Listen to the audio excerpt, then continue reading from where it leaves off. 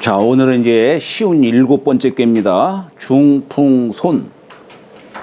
우리 여기 손꾀는 바람이죠. 네. 여기 바람이 지금 거듭하고 있어요. 그래서 거듭중자를 써가지고 중풍손 하는 겁니다. 바람은 어떤 속성이 있나요? 바람은 안으로 들어가는 속성이 있어요.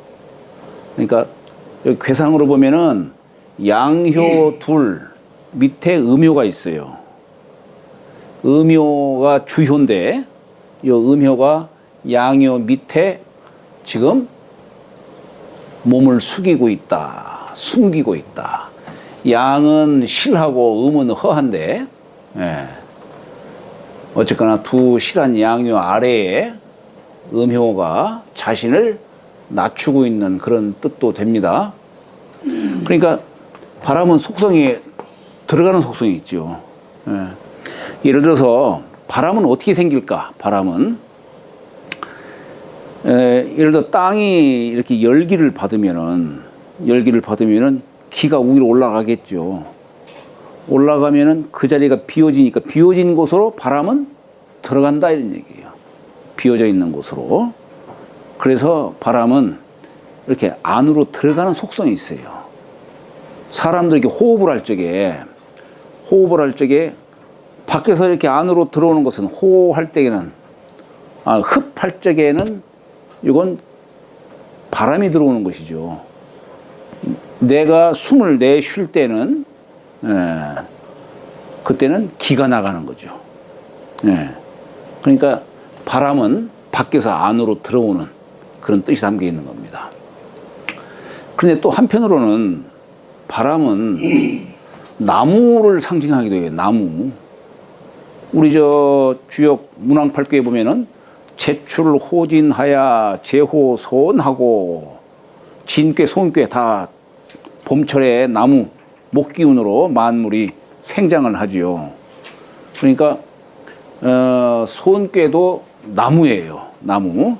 진꾀는 이제 갓 태어난 어린 초목이라고 한다면은 손꾀는 그래도 동남방에 위치하고 있으니까 적어도 3, 4월 정도의 초목이 무성한 그런 큰 나무라고도 볼 수 있죠.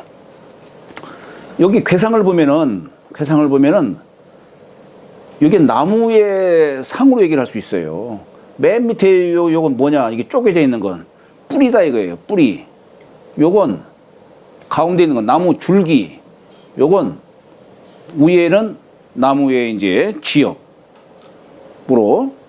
요 괴 자체가 나무의 상을 보이기도 하는 겁니다. 또 우리가 또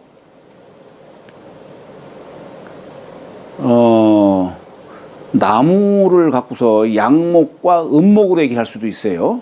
우리 진꾀는 양꾀니까 양목, 손꾀는 음꾀니까 음목, 이렇게도 얘기를 할 수가 있습니다. 자, 그러면은 양목과 음목의 의미는 또 어떤 구분을 할 수 있을까?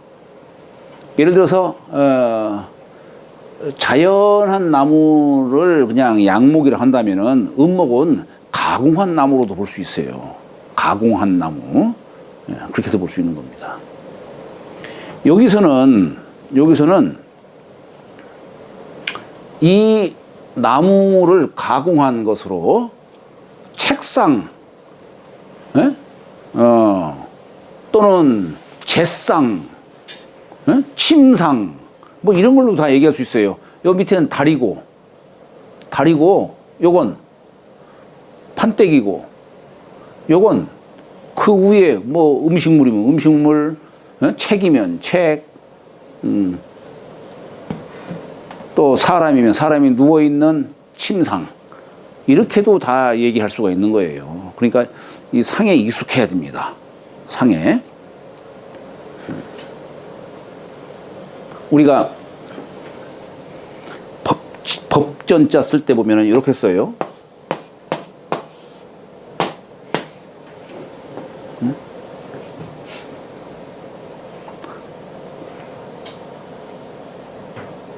그리고 요거 같은 경우에는 지금 이렇게 썼지만은 옛 글에는 어떻게 되어 있냐면은 이 병부절이 병부절, 부절, 예? 부절.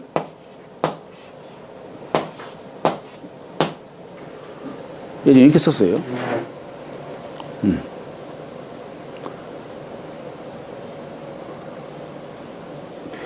여기는 이 책에다가 이렇게 쓴 거예요, 이게. 네? 법전자는 책에다 이렇게 쓴 거예요. 그러니까 상위에, 책상 위에 책을 얹어놓은 모습이에요. 이게 법전자입니다. 대개 이 책이라는 게 뭐예요? 아, 옛날 문헌, 옛날의 요임금의 어떤 치적, 순임금 치적, 이걸 서경에서는 뭐라 합니까? 요전, 순전 이러죠. 요전, 순전. 옛 사람들은 요순을 이 치세에 아주 그냥 가장 이상적인 시대로 본 거 아니에요. 그래서 그분들의 언행을 기준 삼아서 아이고 옛날 요임금께서는 이렇게 하셨다. 사기종인하셨다. 아이고 순임금께서는 또 이렇게 하셨다. 다 그거 아닙니까? 이게 하나의 법이 되는 거예요. 법으로 삼은 거예요. 그래서 법전하는 겁니다. 마찬가지로 이것도 그런 거예요. 이건 요 상위에 그러니까 부절을 올려놓은 거예요. 부절. 지금 여기 소은꾀가 이렇게 내꾀가 있고 외꾀도 소은꾀가 있어요. 이게 이 손자를 사실 이게 쓴 걸 갖다가 여기다가 이렇게 한 거예요. 이건 두 개의 부절을 하나로 합한 거예요. 말하자면은 천자가 이제 제후가 어느 임지를로 이제 부임에 갈 적에 천자가 부절을 떼주죠. 증표로서 부절을 떼주지 않습니까? 그래야 저쪽에서도 저 사람이 제후가 누군지를 알 수가 있는 거 아니겠어요? 그 어떻게 압니까, 그걸? 그러니까 제후가 임지에 가서 이제 나라를 다스리다가 백성을 다스리다가 이제 다시 돌아와서 그 부절을 합하는 겁니다.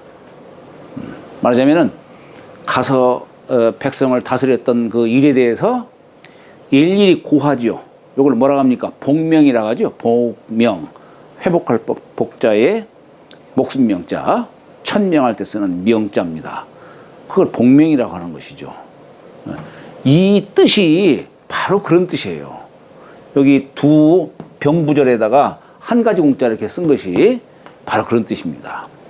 옛 글에는 이렇게 돼 있어요. 상위에 두 개의 부절을 딱 놓고 있는 거예요. 상위에 책이 놓여 있으면 전이가 되는 것이고 상위에 부절이 있으면 이게 손이 되는 거예요. 손.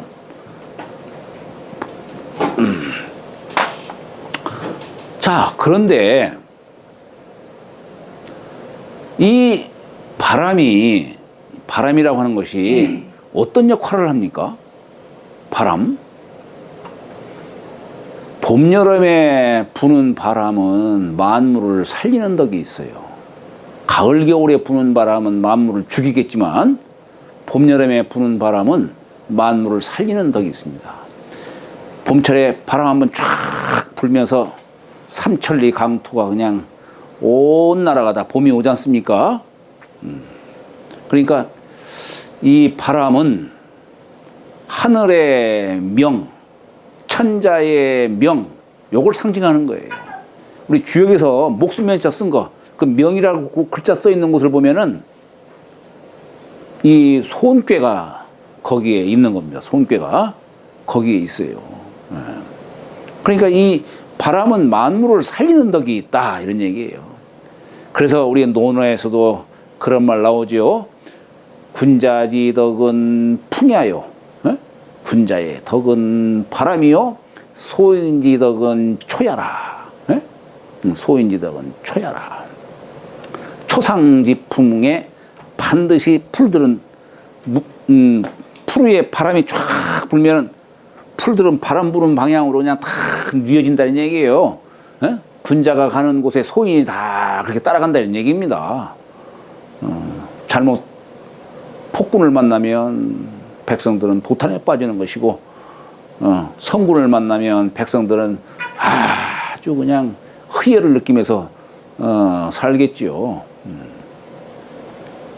그래서 이 바람은 군자의 덕을 상징하는 거예요. 군자의 덕. 그러니까 여기다가 이 바람풍자도 이렇게 쓴 거예요. 바람풍자도. 이렇게 쓰면 이게 무릇범자에 벌레충자 쓴 거예요. 바람 한 번 불면서 벌레가 막 생긴다, 이게. 만물이 생장한다, 이런 뜻이에요. 예, 이 바람이 갖는 의미가. 그래서 우리가 누구 풍채, 풍모, 뭐 이런 거, 풍덕, 풍문, 다 이런 것들이 그런 바람이 갖는 그 덕을 상징해서 이렇게 하는 얘기들입니다. 그게. 그리고 여기도 마찬가지예요. 물론 바람이 이렇게 들어가는 속성이 있다라고 하지만은 여하튼 한편으로는 바람이 만물을 살리는 덕을 갖고 있는 거예요. 바람이 한번 불고 또 불고 하는 거예요. 자, 그러니까 바람이 계속 분다는 걸 갖다 이렇게 표현한 거예요. 바람이 계속 분다.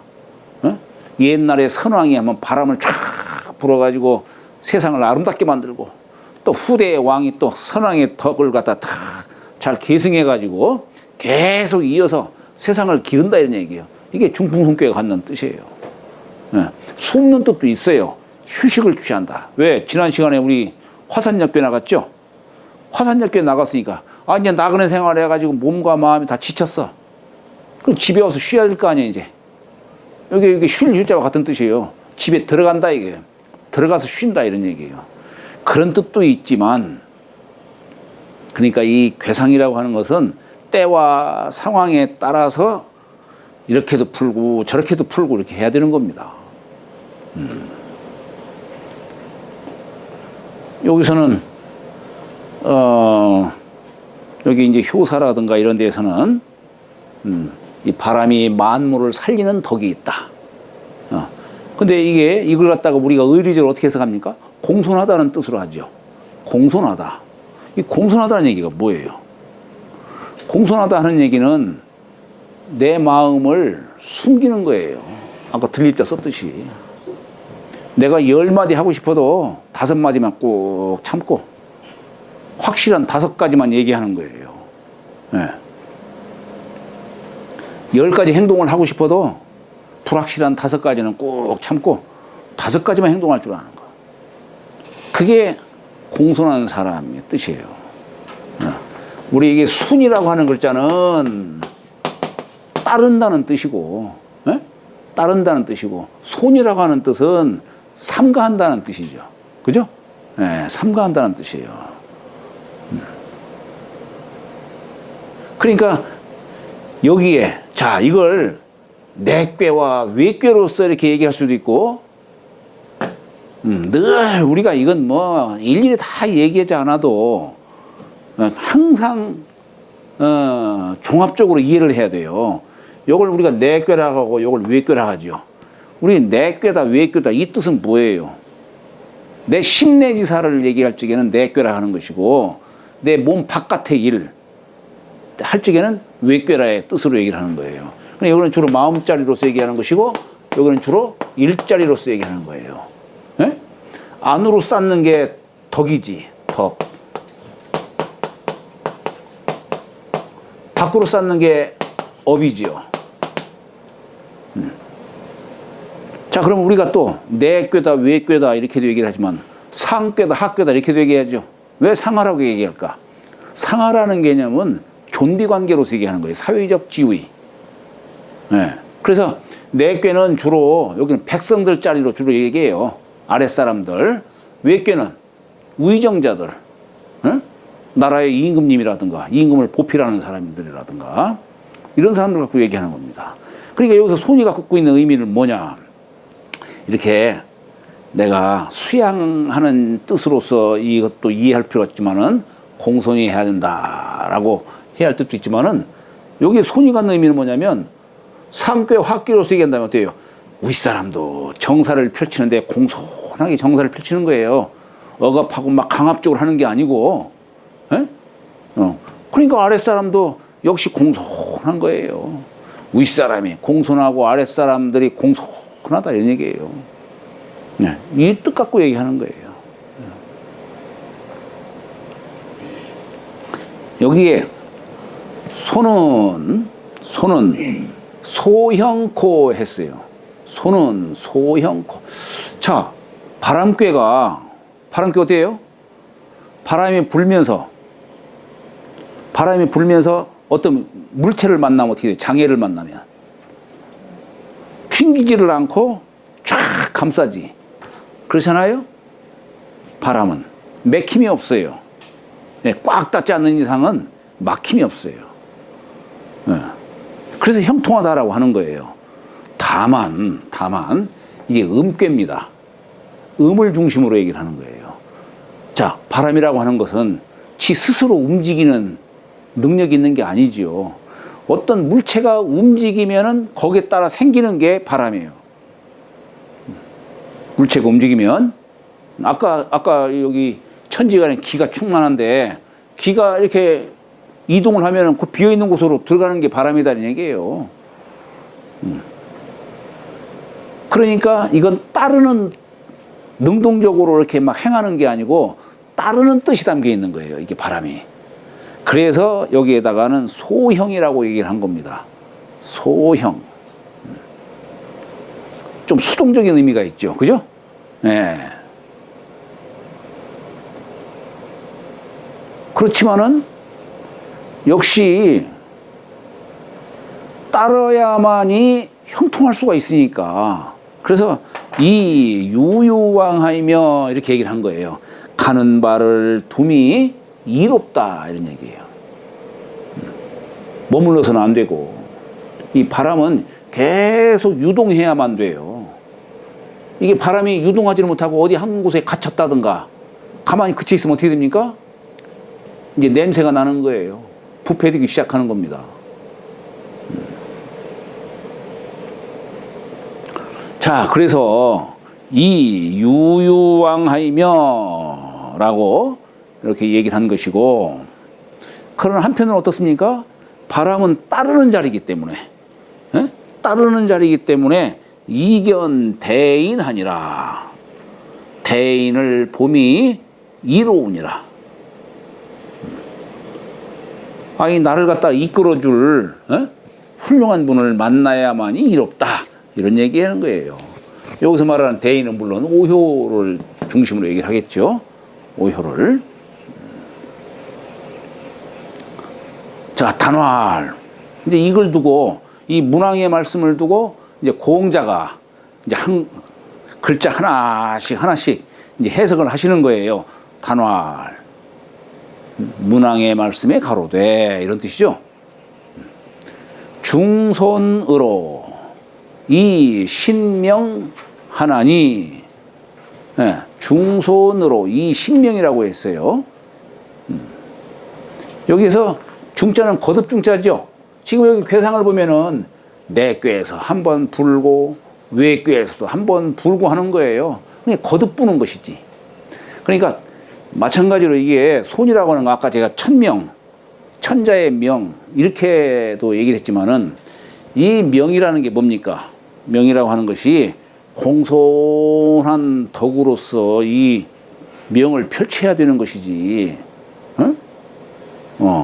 이걸 막 강압적으로 이렇게 해서는 안 되는 것이죠. 그러니까 여기에서 중손이라는 것도 바로 그거예요. 한 번만 고지하는 게 아니라 두 번, 세 번 계속 고지하는 거예요. 이게 중손의 뜻이에요. 아니 뭐 저기 시골 벽지에서 일하는 노인들 어디 한 번 공고 딱 했다 해가지고 어떻게 누가 다 알겠어요? 뭐 영리한 사람들이 한 번 고시한다든가 공고하면은 다 알겠지만은 그렇지 않은 다음에는 어렵죠. 그러니까 계속 하는 것도 이게 공손한 모습을 보이는 거예요. 이게 그런 것들이 알 테면 알고 말 테면 말라 이렇게 해서는 안 되는 거지. 그래서 여기다가도 중손으로 이렇게 한 거예요. 이게 손꾀가 거듭했기 때문에 중손으로 이 신명하나니 그럼으로써 명을 여기 신자가 편신자이기도 하고 거듭할 신자도 됩니다. 우리가 신신당부한다고 할 때 이 신자가 거듭한다는 뜻이죠. 예. 요 신자를 쓰는 거예요. 명을 펼친다.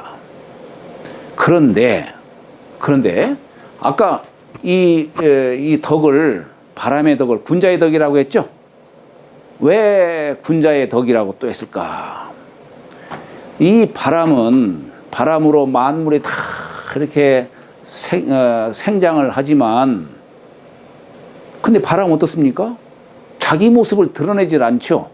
자기 존재감을 드러내질 않잖아요. 에?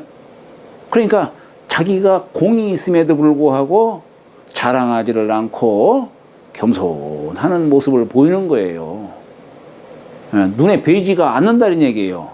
눈에 보이지가 않는다. 우리 이렇게 눈에 보이지 않게 세상을 교화하는 자가 누굽니까? 저 하느님이죠. 이 하느님은 내가 니들 창조했다. 언제 말씀하신 적 있나? 성경 말씀에는 돼 있죠. 그래? 그러면은 그건 성경이 아니요. 말씀, 그러니까, 뭐, 말이라고 하는 것이 사실은 그래. 이게 기가 나가는 거예요. 기. 에? 이 세상은 다 기에 의해서 다 이렇게 세상사가 이루어지는 거예요, 이게. 그것이 좀 더 드세면은 이제 소리가 나는 것이고, 말도 바로 그런 것이지. 이 기를 갖다가 적절히 이렇게 조절해가지고, 높낮이도 만들고, 이 소리로서도 또 이렇게 구분짓게도 하고, 참 그렇잖아요, 이게. 그러니까 여기서 이 신명이라고 하는 것이 뭐냐면 귀신의 명이라고도 얘기할 수 있는 거예요. 우리 신이라고 하는 글자가 이렇게 쓰지. 신이라는 글자가. 요 신자가 뭐냐면 다른 게 아니에요.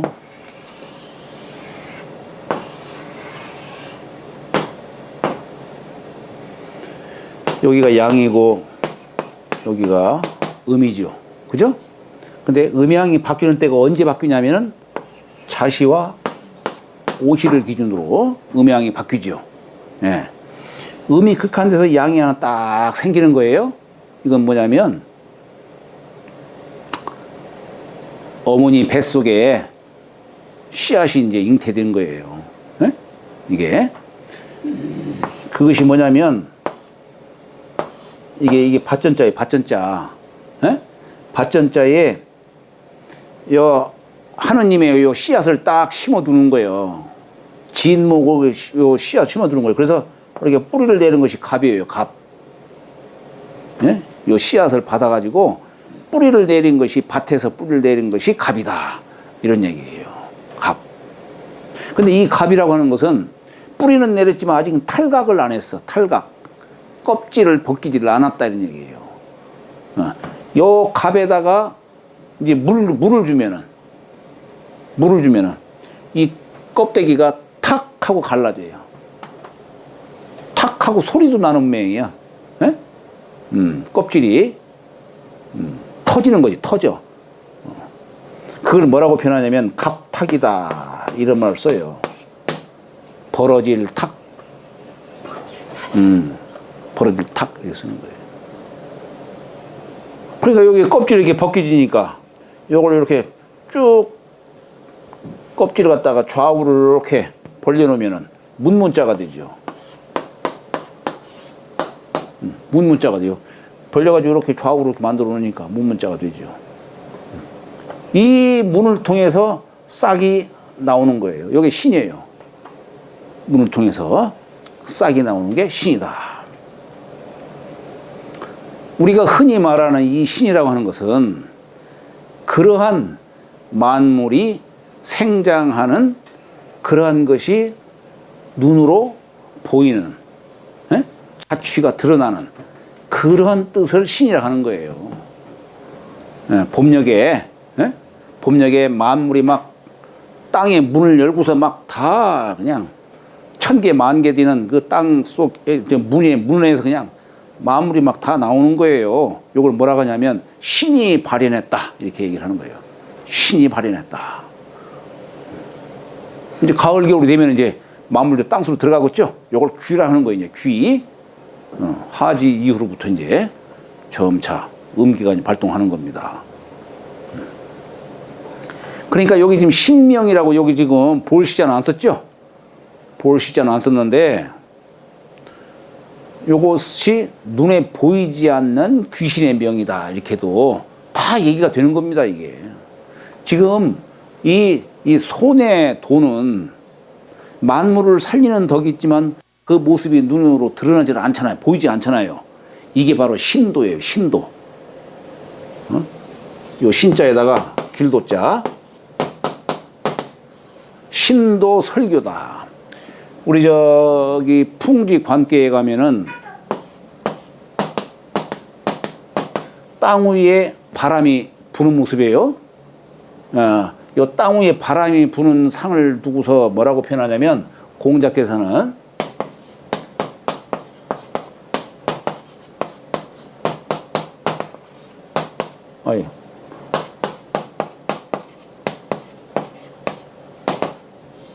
왜 자꾸 이렇게 신도 설교다 이렇게 표현했어요. 신도로서 이 교를 만드셨다 이런 얘기예요. 교를 만드셨다. 이게 지금 땅 위에 바람 아니겠어? 이게 바람을 신도로 보는 거예요. 신도 바람을. 여기도 마찬가지예요. 그걸 눈에 보이지 않는다는 뜻으로 해가지고 지금 볼시자를 뺐지만은, 그러니까 우리가 여기 중손으로 이 신명 하나니라고 했을 적에 이 신명은 명을 편다. 예를 들어서 선대의 천자의 명을 신하가 그 명을 편다. 이렇게도 할 수 있는 것이고, 선왕의 명을 후왕이 또 거듭 편다. 이렇게 얘기할 수 있는 것이고, 또 천자가 명을 내리는데 거듭한다 이런 얘기. 공손한 도를 보이는 것이죠. 그런 뜻도 되는 것입니다. 또 귀신의 명이라고 이렇게 얘기할 수 있는 거예요. 그러니까 이것을 그냥 한 가지 뜻만으로 이해해서는 안 되는 겁니다. 그러니까 이 이치를 알아야 돼요. 자연의 이치를. 그러니까 이게 나라에도 국법이 있다면 가장 이상적인 국법을 뭐라고 표현하냐면 대법이라고 해요. 큰 대자를 써요. 법법자 앞에다가 큰 대자를 쓰는 거예요. 하여간 큰 대자를 썼다는 얘기는 나만 이롭게 하는 뜻이 아니고 세상과 더불어 함께 이로움을 추구할 적에 그런 때는 대라는 글자 쓰는 거예요. 우리 도덕경에는 그런 말 나와요. 마찬가지로 사람이 자기가 양생을 하잖아요. 양생. 에? 나라의 이 대도는 대법은 그걸 대법이라고 하는데, 나라의 대법은 뭡니까? 만물을 생하는 데 있어서 가장 큰 덕을 갖고 있는 게 천지의 덕이에요. 하늘과 땅처럼 이렇게 만물을 이렇게 훌륭하게 살게 하는 것이 없잖아요. 나라가 그래서 법을 삼는 데 있어서도, 법이라는 게 뭡니까? 위형적으로 이렇게 압박을 가하는 게 이게 법이잖아요. 그런데 대법이라고 하는 그 대자를 쓰려면은 천지 자연의 덕을 닮은 법이라 해야 되는 거예요. 이게 자연지 대법입니다. 이게 인위적으로 막 그냥 뭘 만들려고 하는 게 아니라 이 자연한 모습을 그대로 담아가지고 이걸 법으로 쓰는 거예요. 이게 대법이에요. 대법. 자연지 대법이다 이런 얘기예요. 마찬가지로 사람도 이 양생의 도가 있어요. 이걸 우리는 도라는 말 쓰잖아요. 도. 그런데 나만 살고자 하는 게 아니라 세상과 더불어 같이 살고자 하는 그런 마음을 갖는 자, 이런 사람은 이제 대도를 행한다 이렇게 얘기할 수 있는 거예요. 대도를 행한다.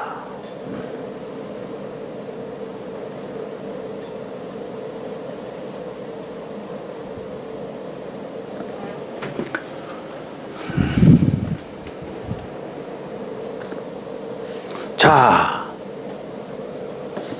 그래서 이게 중손으로 거듭 공손함으로 써 명을 펼치나니, 명을 펼치나니. 제가 표현을 이렇게 했지만은 아까 말씀드린 것처럼 다양하게 이렇게 이해를 하셔야 돼요. 그러니 강이 손호 중정이 지행하이며 유 개순 호강이라 시 소형하니 했어요.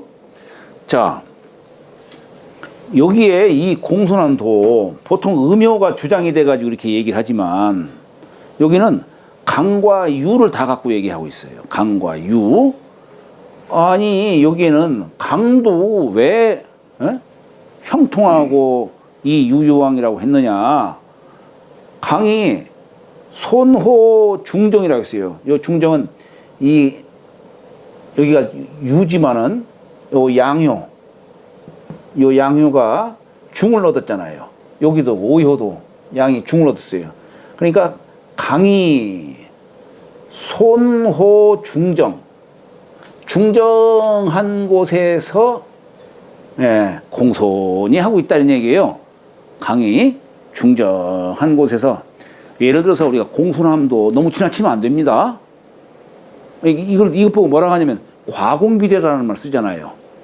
이게 겸손한 것도 예를 갖춰서 이게 겸손의 도를 써야 되는 것이지 너무 지나치게 겸손한다는 건 뭐겠어요? 뭔가 상대방한테 바라는 게 있는 거예요. 그렇잖아.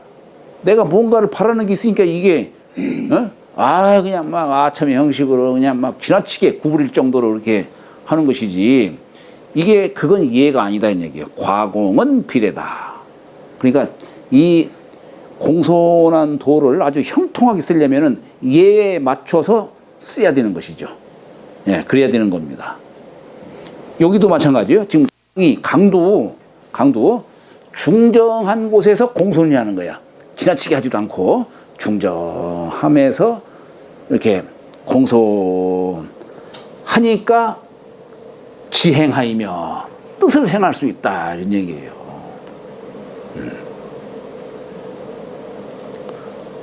강뿐만이 아니에요. 유 역시 마찬가지. 여기 음이야 뭐 이 양효 밑에 제일 밑에서 자신을 낮추고 있는 것이죠. 유도 유 개순 호강이라. 요 유도 역시 마찬가지로 강에게 모두가 강을 순하다. 이게 순하다는 얘기는 따른다는 뜻이죠. 순하다. 내 천자에다가 머리를 쪘었듯이 물이라는 게 어때요? 그 상황을 따라 순리를 따라서 그냥 쫙 흘러가잖아요. 그야말로 상선약수지.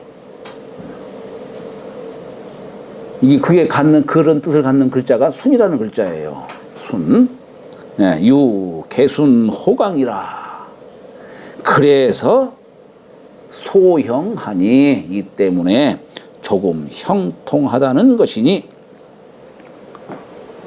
이건 따르는 자리이기 때문에 이 유유왕하이며 이견대인하니라. 아까 구절에 그걸 강과 유로서 구분지어 가지고 이걸 설명을 하고 있는 겁니다. 상활 수풍이 손이니 군제 이하야 신명 행사 하나니라. 상에 가로되 수풍이 손이니 여기 수도 따를 숫자예요. 따를 숫자. 바람을 따르는 거야. 바람을 따르는 것이 이게 손이다. 이게 말하자면 따르는 바람이죠. 바람을 따른다라고 해석하면 조금 그러네요. 따르는 바람이지. 바람 자체가 따르는 속성이 있으니까. 근데 바람을 따른다라고 하면 그럼 말이 안 되지. 그죠? 내가 잠시 착각했어요. 따르는 바람이라고 해야겠죠. 따르는 바람. 이게 바로 따르는 바람이 이게 손이다. 그러니 군자가 이하야 신명 행사 하느니라. 이, 자연의 저 상을 체득해서 수풍이라고 하는 자연의 상을 체득을 해서 이하야 하는 이자는 뭐냐면 역도를 쓴다는 얘기죠. 이 써이자니까 이게 쓸 용자와 같은 뜻이에요. 역도를 쓰는 거예요. 다시 한번 말씀드리면 뭡니까? 자연의 상을 체득을 하는 거예요. 내가 수풍이라고 하는 저 자연의 상을 체득해서 역도를 쓴다. 여기서 말하는 역도는 뭡니까? 신명행사지요. 역도가 인사의 도를 쓰는 거죠. 명을 펴서 일을 행한다. 명을 펴서 일을 행하니라. 그런데 여기도 마찬가지예요. 명을 펴서 일을 행한다. 말하자면은 선대의 성인이 세상의 도를 펼쳤듯이 성인이 가고 없지만 후학들이 또 그 대를 이어서 명을 거듭 핀다 이런 얘기예요. 명을 계승해 가지고 편다라고 하는 뜻도 있고, 또는 여기서 신명이라는 말 아까도 얘기했듯이 명을 거듭한다는 얘기예요. 한 번 갖고 세상 사람들 다 이해를 못합니다. 두 번, 세 번 바람이 계속 불듯이 두 번, 세 번 이렇게 함으로써 세상 사람들이 납득될 수 있도록 그렇게 하는 것이 이게 공손한덕이다. 거기에 아까도 요걸 이제 몸기자로도 볼 수 있어요. 두 몸이 한 몸이 된다 이게요. 내가 공손함을 쓰면은 공손한 사람한테 침뱉지 못하겠죠. 그렇지 않습니까? 이 공손히 한다라고 하는 것은 만고의 불변의 진리예요. 불변의 진리.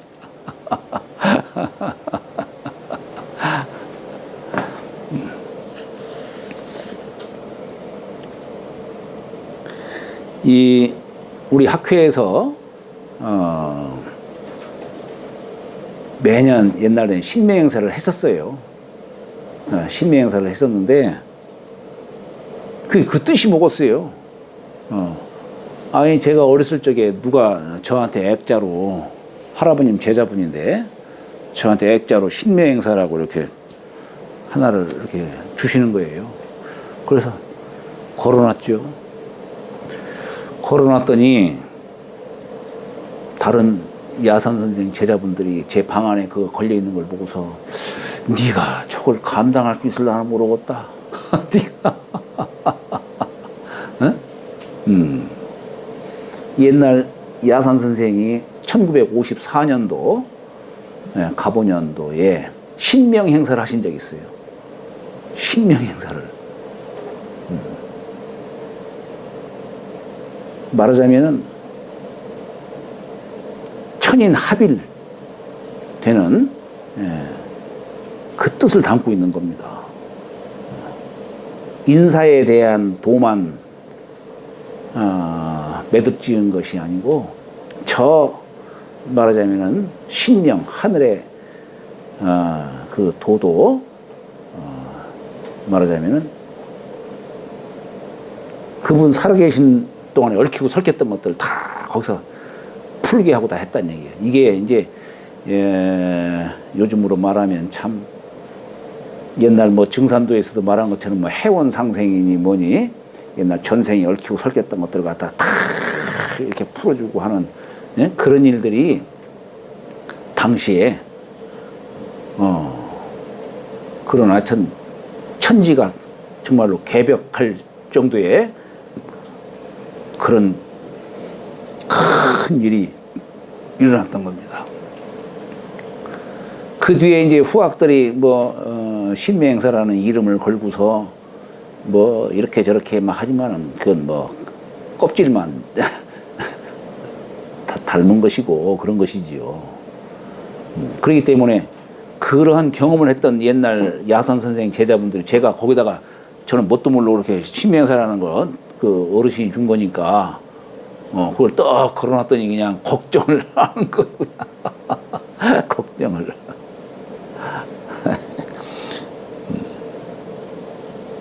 지금은 이렇게 신명 행사 하고 싶어도 저도 이제 나이도 먹고 이제 과연 할 수 있을지. 네, 잠시 쉬었다가 하겠습니다.